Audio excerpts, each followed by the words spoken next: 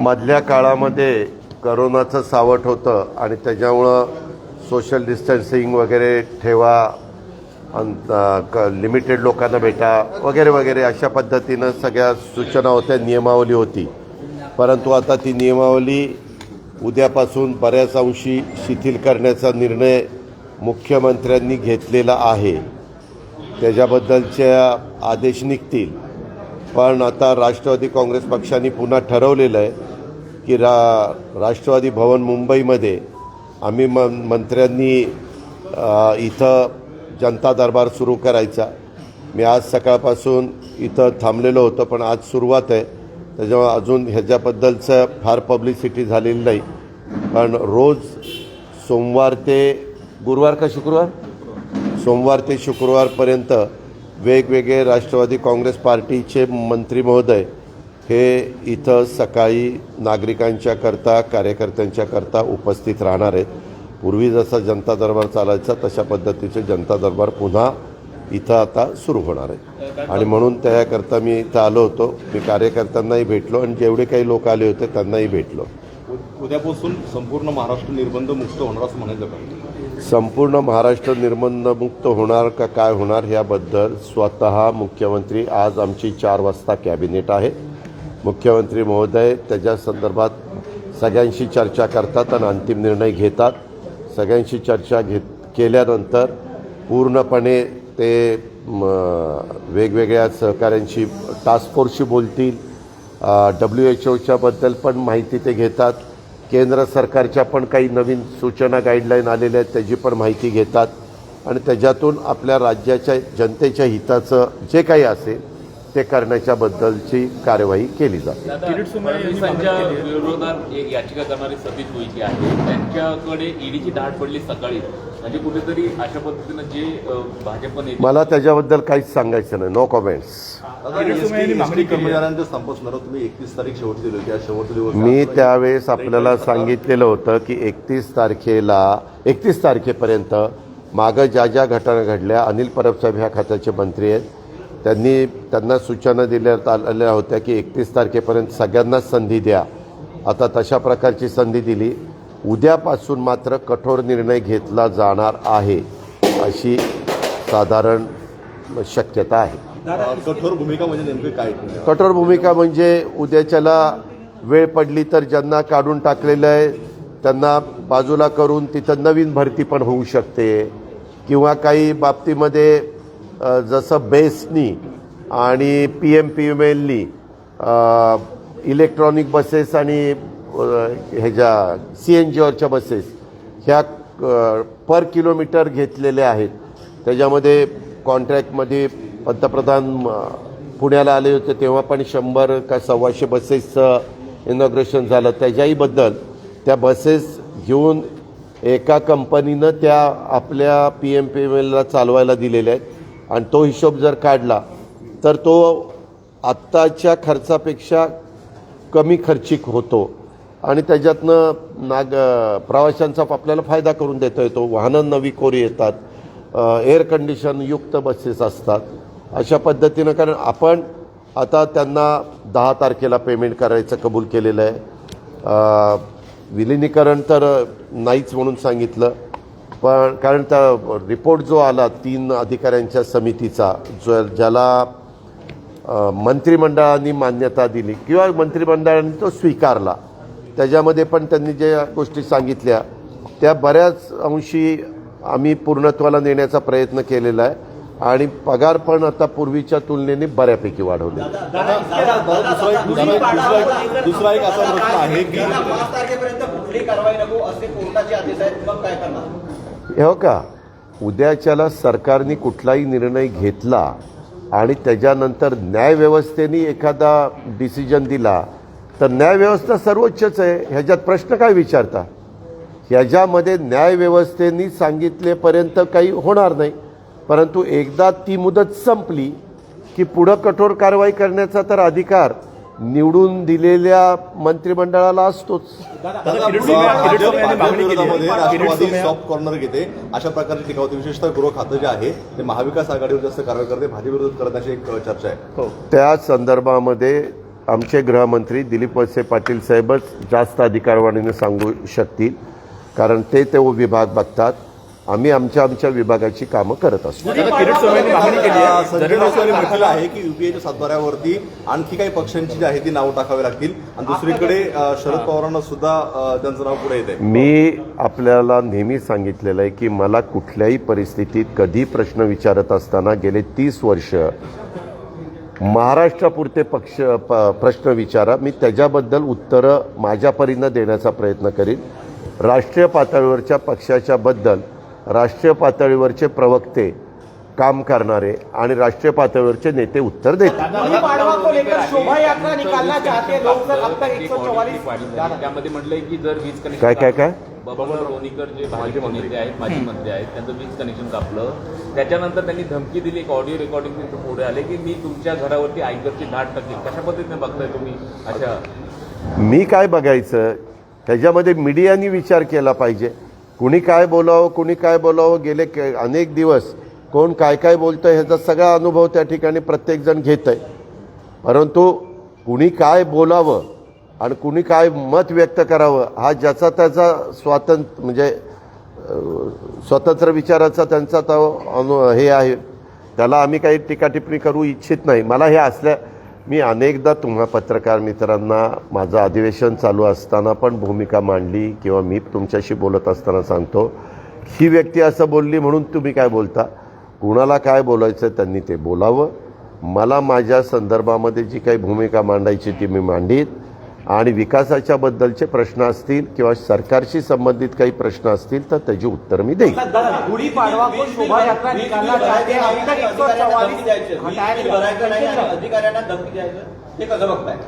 कोणीही कुठल्याही केंद्र सरकार, राज्य सरकार, स्थानिक स्वराज्य संस्था अधिकारी त्याचं काम योग्य पद्धतीनं करत असेल, नियमाच्या अधीन राहून करत असेल तर कुठल्याही नागरिकांनी अशा अधिकाऱ्याच्या बद्दल वेगळ्या प्रकारची टीका टिप्पणी करण्याचं अजिबात कारण नाही.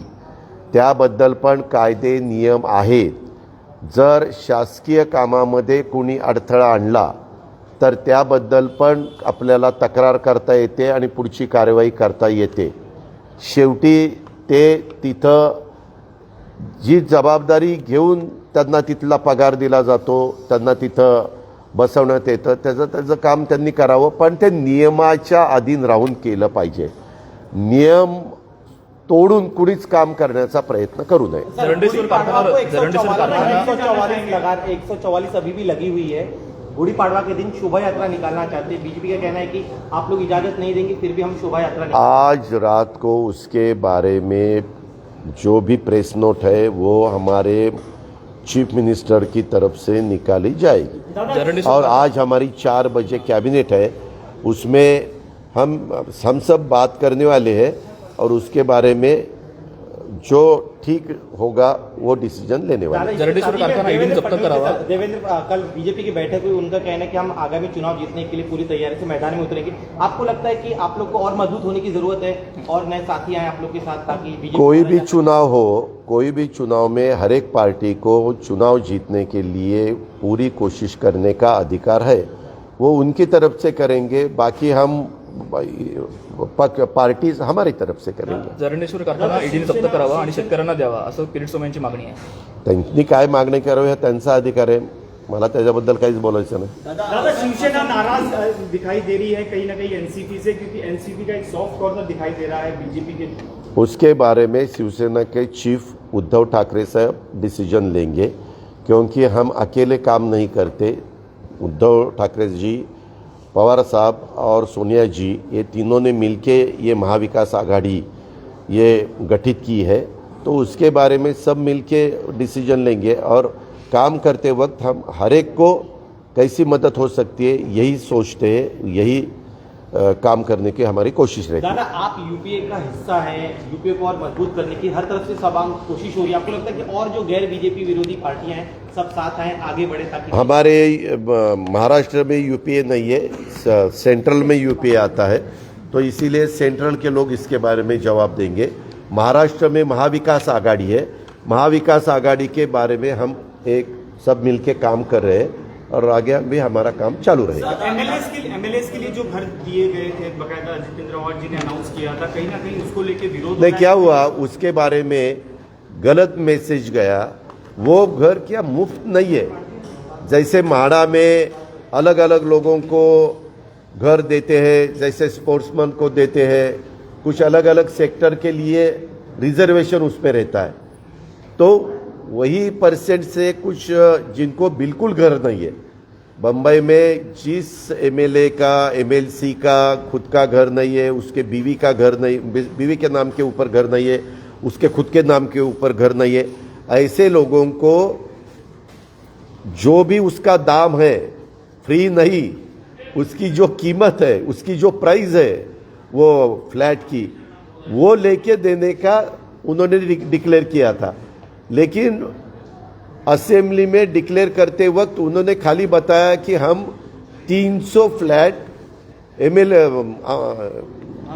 विधायकों को देंगे। तो लोगों को ऐसा मैसेज गया और मीडिया ने भी ऐसा चलाया कि अभी विधायकों को फ्री घर मिल रहा है। वैसा नहीं है, हर एक को उसका जो भी प्राइस है वो देना पड़ता है। और अभी तो बहुत से लोगों ने, वो हमारे पवार साहब ने भी उसके बारे में कुछ स्टेटमेंट किया है, वो मेरे सुना है, देखा है। तो जब हमारे पार्टी के चीफ ऐसे स्टेटमेंट देते हैं तो वो हमारी पार्टी की लाईन रहती है, तो हमारी पार्टी की लाईन अभी वैसी हुई है। दादा, मराठीमध्ये आमदारांच्या घरांवरून मोठ्या प्रमाणावरती सरकारवर टीका होताना पाहायला मिळाली। ती झाली, ते गैरसमजुतीतून झालं। आमच्या गृहनिर्माण मंत्र्यांनी सांगत असताना आम्ही 300 घरं आमदारांना देणार असं सांगितलं। जनतेला वाटलं की ती मोफत देणार, वास्तविक तो मोफतचा प्रश्नच नव्हता। म्हाडाची घरं वेगवेगळ्या लोकांना देत असताना कॉमन मॅनला लकी ड्रॉ काढून आपण ती घरं देत असतो, परंतु पूर्वीच्या काळामध्ये एक अधिकार मुख्यमंत्र्यांना असायचा की 10% घरं हे मुख्यमंत्री तातडीची गरज घराची अशांना ते द्यायचे। त्याच्यामध्ये लोकप्रतिनिधी असायचे, त्याच्यामध्ये पत्रकार असायचे, त्याच्यामध्ये वेगवेगळ्या क्षेत्रातले खेळाडू असायचे, असे वेगवेगळ्या क्षेत्रातले अनेक कलाकार असायचे, अशांना द्यायचे। नंतर ते 10%चं 5%वर आलं, नंतर त्याच्यामध्ये कोर्ट मॅटर झाल्या, नंतर ते बंदच करण्यात आलं। आता मात्र म्हाडाच्या तर्फे काही % लोकांना देण्याचा अधिकार आहे, पण ह्याच्याबद्दल एवढी चर्चा झाली, एवढं मीडियामध्ये, सोशल मीडियामध्ये अतिशय त्यांच्या ह्याच्या निर्णयाच्या विरोधामध्ये न्यूज आल्या आणि त्याच्यामुळं आमचे नेते पवार साहेबांनी याबद्दलची भूमिका स्पष्ट त्या ठिकाणी केलेली आहे। ती आता राष्ट्रवादी काँग्रेस पक्षाची भूमिका आहे। माझ्या माहितीप्रमाणे नाना पटोलेंनी पण काँग्रेसच्या बद्दलची भूमिका विशद केलेली आहे, ती आता त्यांच्या पक्षाची भूमिका आहे। याबद्दल मुख्यमंत्री पण निर्णय घेतील, पण एखादा निर्णय घेतल्यानंतर त्याच्यातून कारण नसताना गैरसमज निर्माण होत असतील तर तो निर्णय थांबवला पण जातो। कदाचित तसाही विचार, कदाचित, मी खात्री देऊ शकत नाही, कदाचित तसाही विचार केला जाईल, परंतु ही घरं मोफत दिली जाणार नाहीत।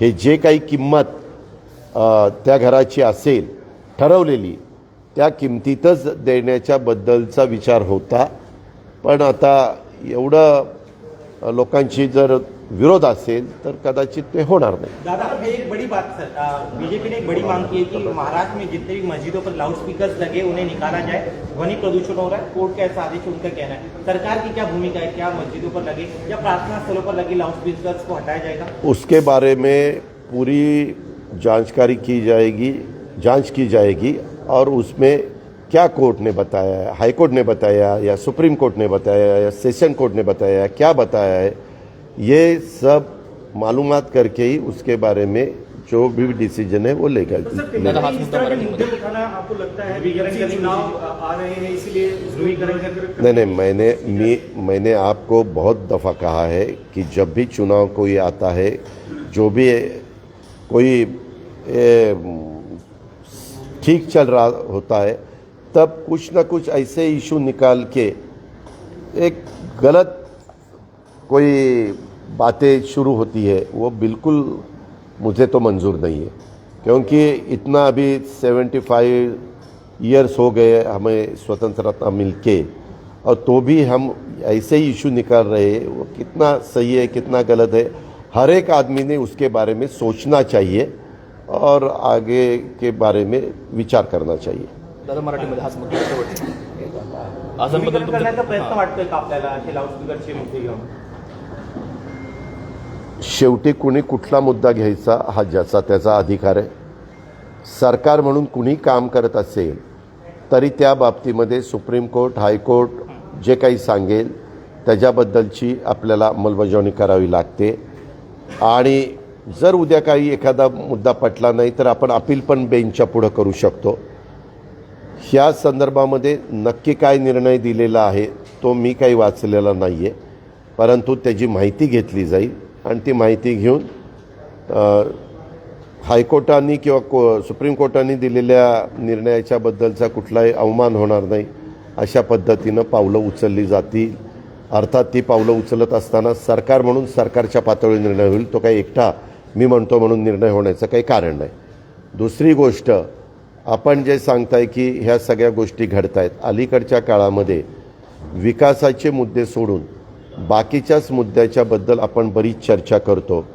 आणि खरं माझं स्वतःचं वैयक्तिक मत आहे, जातीय सलोखा राहण्याच्या दृष्टिकोनातनं सर्व राजकीय पक्षांनी प्रयत्न केला पाहिजे. सर्व राजकीय पक्षाच्या नेत्यांनी पण तीच भूमिका मांडण्याचं काम केलं पाहिजे. आता यंदाच्या 15 ऑगस्टला 75 वर्ष पूर्ण होत आहेत देशाला स्वातंत्र्य मिळून. आज 75 वर्ष पूर्ण होत असताना जग कुठला विचार करतं आहे आणि आपण कुठल्या विषयामध्ये जनतेला गुंतून ठेवतोय किंवा कुठल्या विषयाला महत्त्व देतोय, ह्याचं पण कुठंतरी आत्मपरीक्षण, आत्मचिंतन हे झालं पाहिजे असं मला त्या निमित्तानं वाटतं. अर्थात जनतेने पण ह्या गोष्टीचा फार गंभीरतेनं विचार करण्याची गरज आहे असं माझी भूमिका आहे. थँक्यू.